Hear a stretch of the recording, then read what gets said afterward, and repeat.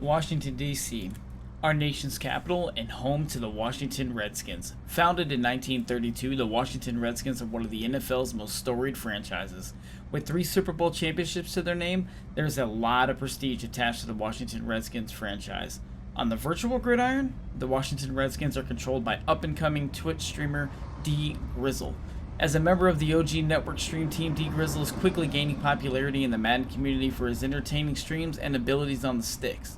The Pigskin Junkies Connected franchise is one of Madden's most competitive, with multiple players that have reached live events for the Madden Championship Series. The Pigskin Junkies franchise is about as tough as it gets. This episode will take you behind the scenes as we take you inside the GM office for DGrizzle as he prepares for Season 3 of the Pigskin Junkies CFM in Madden 20. Let's try this here. Let's see if this works. Yep. Defense.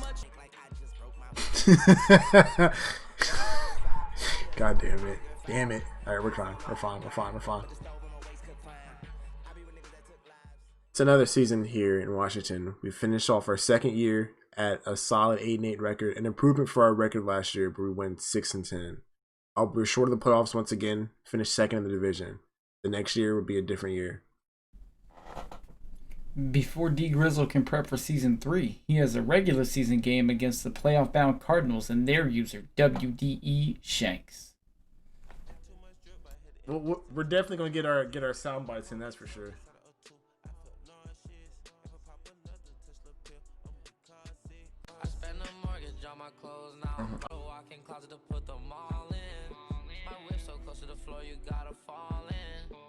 Is Josh Allen a big better? Josh Allen's probably better. I haven't seen Josh Allen release or anything, so.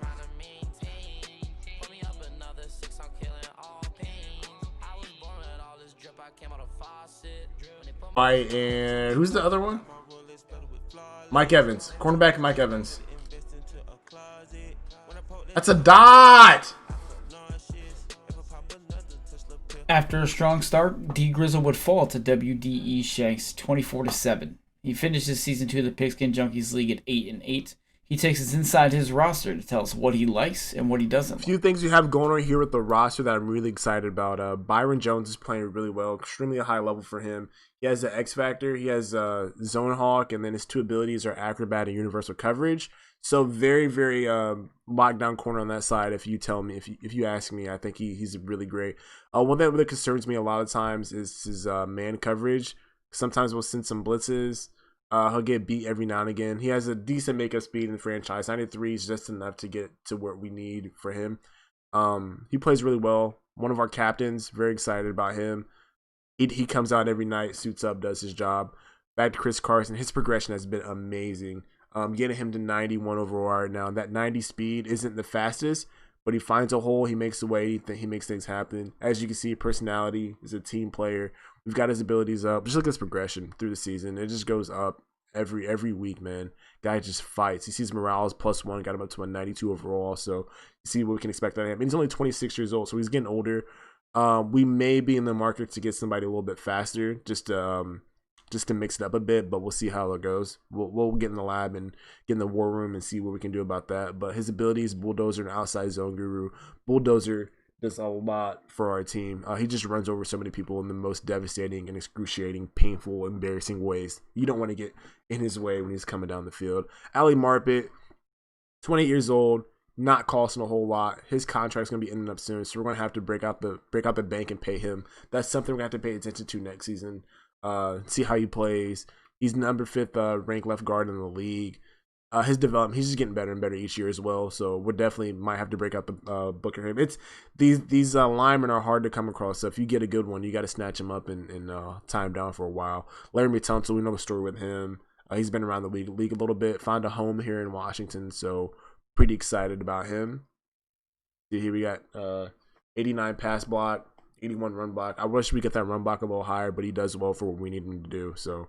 Like I said, Dylan Moses here, really good. 89 overall. 89 overall. He's been in the league for 1 year. This is just his rookie year last year. Got him that his player archetype, his leading archetype is speed rusher, which is what we really need. That helps get that 14.5 sacks that he got last season. Look at that, 89 speed, 90 tackle, 91 pursuit, 80 coverage, 80 zone coverage. Like he's just really really great player. 90 agility, plays really well, man. Really really well. Big hitter trait, everything. We gotta get that hit power up a little bit. He could be something crazy. I think he's gonna be one of the best players in the league. Period. Not just on this team, but in the league. Jerry Jeudy, another player I'm really excited about. 1 year out of Alabama. Right now he has his deep threat is his main archetype. 91 speed. We really want to get that a little higher, so we're working that a bit. 92 catching, 94 deep routes was really, really important here to me. 93 acceleration, 92 catching. We go down here. He has 93 toughness. All of our guys that come from Alabama are really, really tough. Nick Saban's mold these guys are some really, really great players here. Fights for yards. Look at these traits here. Spontaneous. We got to work on it a little bit. We don't know too much about him just yet. We just know he comes out, buckles his chin strap, and he gets on the field and he makes plays. We go over here to abilities. Right now he has 89 overall, but we're going to get him up there where he's going to unlock this next ability. Hopefully get him his superstar X Factor soon. But post-flag elite is one of the best abilities in the game, so we're happy to unlock that for him. We go to one of our other cornerstone players here, Tua Tagovailoa, right here. What else do I got to say about this guy? Fantastic player, main archetype. We're trying to get to improviser so we can do a little more here. His abilities right now, inside Deadeye and Conductor. Two really, really, really good abilities, if you ask me, for a rookie quarterback, 89. Once again, he's only getting better and better each week. So I can't ask too much more of him. 93 throw power, 91 deep accuracy, 95 short accuracy. With us running a little more of a West Coast offense, trying to get the ball out of our hands as quick as possible, he works out very well for us. 85 speed, 86 excel, 89 agility, 99 injury. This guy, man, he's going to be one of the best quarterbacks in the league, period. 15th in ranked right now. But after, I think he'll do well enough next year. We'll get him progressed to a crazy level. So that's what the roster's looking right now. We got some young guys, some younger guys, some wily guys. We got a good mix of players here. If we go over here to our depth chart, we can see what we're looking at right now. We're working hard in the war room to see where we need to go as far as our next players. Right now, Graham Glasgow is one of the players we really want to mold. He's been in the league for 5 years. I'm not sure if he's going to get over that cusp of greatness where we want him to be, but he's working on his way. As far as the offensive line is pretty nice. We drafted Tyler last year as well. He was one of our rookies that came in our 2020 class. 88 run block, 76 pass block. We get that pass block up, he's going to be really well. His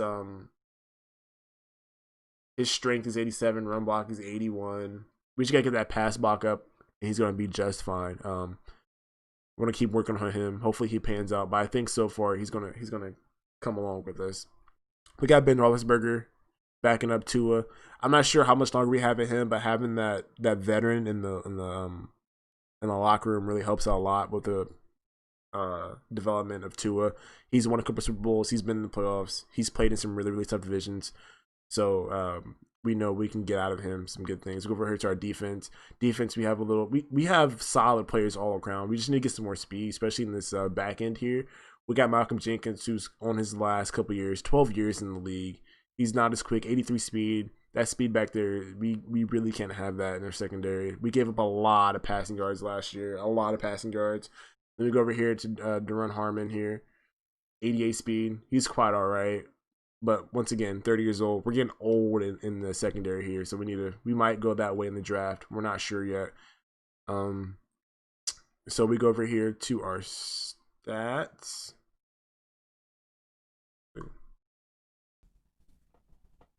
Even with the roster he is mostly happy with, DGrizzle knows there are things he must do better in Season 3. The future looks bright with this squad that we have this year. We had Tua Tagovailoa. He threw a decent 2,300 yards this year passing. Could have been a lot better.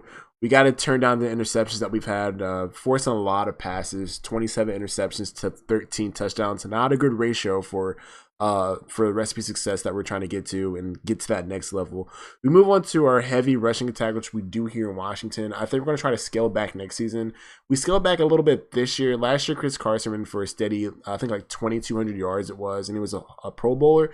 This year, he seems to be on track for another Pro Bowl season, 1,600 yards, 10 touchdowns, 105 rushing yards per game. He's really the captain of our team, leader, carries the team on his back, and when we need to play out of him, he gets it for us every single time.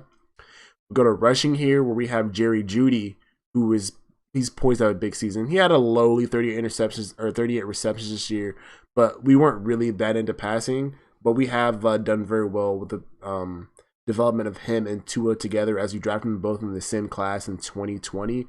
Looks like he's panning out pretty well. 9 touchdowns, 841 yards. They'll definitely go up next season as he has developed very well into the receiver that we expect him to be. And we go over here to our defense, where our star player here that we're looking out for to develop is Dylan Moses. What we're really expecting here is for a lot of these guys that we have now to come along and make some plays. He had 28 tackles, but what really sticks out to me, him being a right outside left linebacker. Right outside linebacker? Can't talk. A lot on my mind. 14 and a half sacks, playing really well. He had 1 pick. And he's just really quick. Very great player here. Really excited about the development for him. Might even have some special things coming his way, CJ Mosley does his thing, so it's Dante Hightower. We have a pretty solid linebacking core. That's not really what I'm worried about right now. As far as our corners, Byron Jones, Nicole Roby-Coleman, really well. If we go back, and one thing we're really good right now too is punting. Punting is where Matt Bosher and the rest of our team really stands out here. 14 punts inside the 20. A lot of those basically come inside the 10 or the 5 really well. Not a whole lot of touchbacks. We kick the ball out of bounds quite a bit. We do pretty well. Longest punt, 79 yards. Really, really great punt. One of the greatest punts in the history of the NFL. Played all 16 games. He's healthy. Very dependable guy. 35-year wily veteran. Someone we can depend on and lean on. One of the few things that we have to get really better at, or much better at, is our offensive output. We were 27th in the league in offense, at the bottom of the league here. Only 140 first downs. Well, it's not too bad, 140, but we ran the ball a lot. 19 passing yards to 13 rushing yards, 20 points per game, which is okay. What really kills us is our passing. We have 1,700 passing yards in the year. Really kills us. 3,500 altogether. Our offense is something we're really, really going to key on here this offseason. As far as our defense goes, we had one of the worst pass defenses in the league this year. We gave up 3,400 passing yards. That has more to do with that slow secondary that we have with Duron Harmon back there and Malcolm Jenkins. Little older guys who can't really run with the faster, young, elite receivers of today. So that's where we're really struggling with at the moment. Give 410 points, not a whole lot. 48 sacks. And we only had 2 fumble recoveries all season. 43 interceptions, one of the highest in the league, I believe. Let me double check. Yes, this puts us 3rd in the league at an interception. So we gave up a lot of passing yards, but we also picked off a lot of passes. That's just because people felt like they could just throw the ball over us as well. As far as rushing, we gave up we're 3rd in the league in rushing defense. So rushing defense and interceptions are one of our best attributes. As far as sacks go, we're middle of the pack as far as sacks. Not bad, not that great. We don't get a lot of pressure. That just has a lot to do with our secondary not being able to play coverage all that well. We can't get many coverage sacks because our guys aren't as quick enough on the back end to help us out here. And in the red zone, we have a lot of issues here. Something we really struggled with for the most part. 87%, 20 touchdowns, 7 field goals. The 7 field goals could be a lot better. We gave up 76% of the time when offenses came down to the red zone, they ended up scoring. We gave up 6 field goals to 20 touchdowns, or 14 touchdowns, I'm sorry. But we cut this down. We get it more to maybe 24-3, something like that, as far as touchdown to field goal ratio. I think we win more games this year. We turn it over a little bit down here as well. So 26 defensive trips. That happens. We go to penalties. One of the least penalized teams in the league. Yeah, 6 penalties all year. We're a very disciplined squad over here. Turnovers. Let's see here. Giveaways. I don't think we were that bad to turn the ball away. 32 yards or 32 giveaways, 29 from interceptions. We have 3 fumbles. Not too bad. 13 different. So we're in the plus there. With us having those 43 picks this year, 45 takeaways altogether. So we got on the plus there, but we need to cut it down. With our 8-8, you see, we're in the middle of the pack of everything at 8-8. Adequate. That's not good enough for us. We need to do a lot better. That's how we're doing this year. We're gonna do a lot better next year, though. It's DGrizzle's optimism and commitment to improving his franchise that gives hope to the Washington faithful that show up to FedEx Field each and every week to cheer on their Redskins that they will someday soon return to the top of the NFC East Division and make another run at the Vince Lombardi Trophy. The NFC East may very well belong to DGrizzle and those Washington Redskins in Season 3 of the Pigskin Junkies League. DGrizzle knows the competition is fierce and the competition is going to be tough in front of him, and he is more committed than ever and more determined than ever to win himself a division, win himself a conference, and win himself a Super Bowl.